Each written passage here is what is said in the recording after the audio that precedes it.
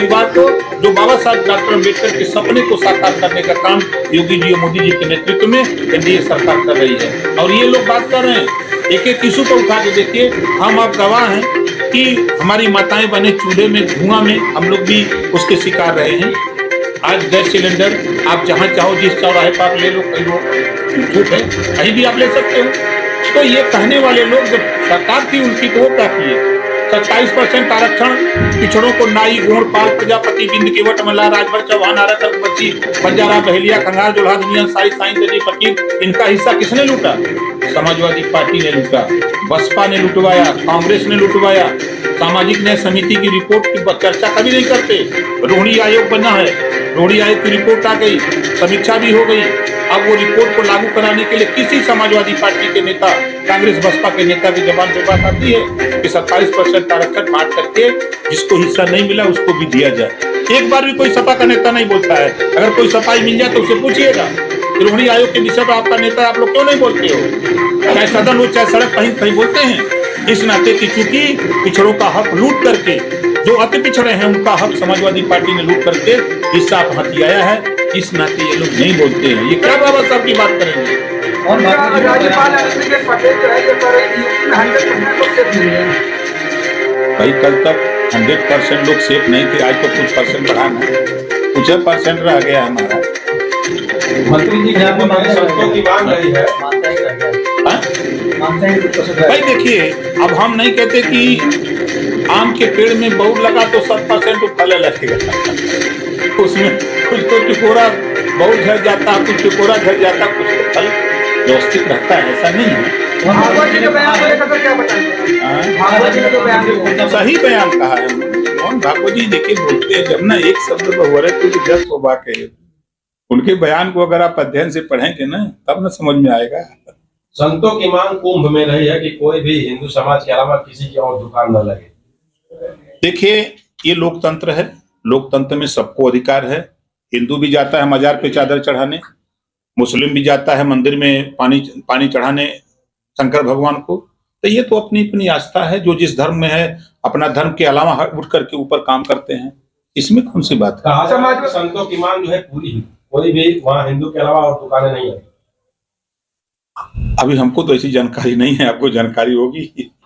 मंत्री जी, समाजवादी पार्टी जो उपचुनाव हुए हैं वहाँ के सभी जो चुनाव के सीसी फुटेज की मांग किया है, निकाल का नहीं लेते, कौन नहीं दे रहा है? हमसे हम मिले, लिख के दें, हम निकलवा के दे दें। प्रधानमंत्री का निधन बता रहे। देखिए दुखद है, हम लोगों ने भारत देश में एक कुशल अर्थशास्त्री और कुशल नेता, जो देश को कुशलता के हिसाब से उन्होंने जिम्मेदारी को निर्वहन किया, एक ऐसे महान नेता को हम लोगों ने खो दिया है। दुखद है।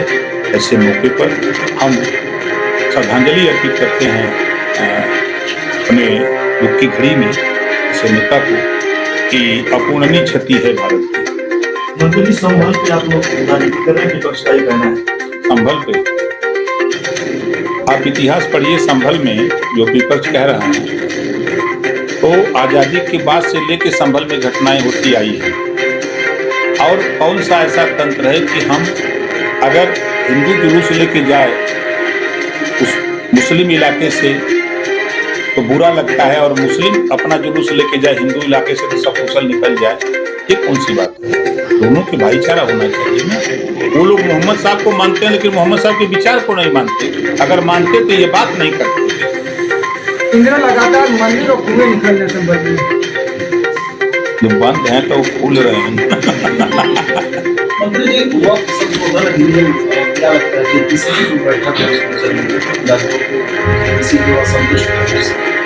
देखिए, हम डेली लखनऊ रहते हैं या कहीं रहते हैं तो 5, 6, 10, 15 शिकायतें आ जाती हैं। जो मुसलमानों में मजबूत मुसलमान हैं, वक्फ बोर्ड की जमीनों पर वही कब्जा किए, और वो उनकी नियमावली है कि इसी भवन को अगर वो आके कहने की वक्फ बोर्ड की जमीन है तो फिर ले जाकर एप्लीकेशन देंगे कि इसको खाली करा।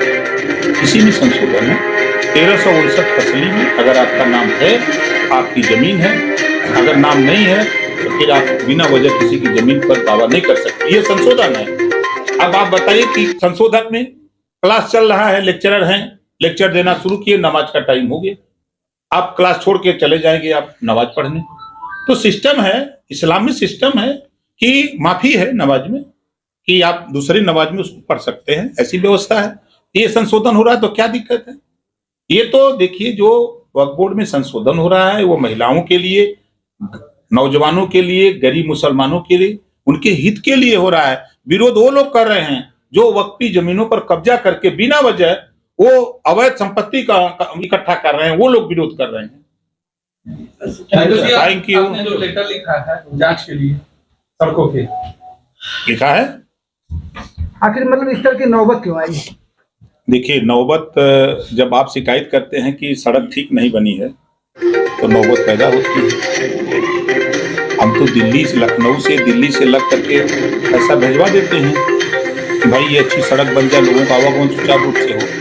अगर ठेकेदार उसको सही ना बनावे तो फिर आप हमसे शिकायत करते हैं कि मंत्री जी तोरे इलाके में, तोरे विधानसभा में सड़क बनी है, उड़ गई, तो फिर जांच नहीं होगी। मंत्री ठेकेदार को कहता है कि पहले ही मंत्री जी को देते हैं। एक ठेकेदार माधर चौक को मैं कह रहा हूँ बुला लो मेरे सामने, कोई मुझे कह दे आप क्या बात करते, बुला लो उसको। एक ठेकेदार कोई कह दे यहाँ का कि ओम प्रकाश राजभर को पैसा दिया हूँ, जूता जूता मारूंगा ऐसे ठेकेदार को, कोई कह देगा तो। ऐसे थोड़ा राजभर घूमता है। वो लोग हैं जो गलत करते हैं, वो बोलते हैं।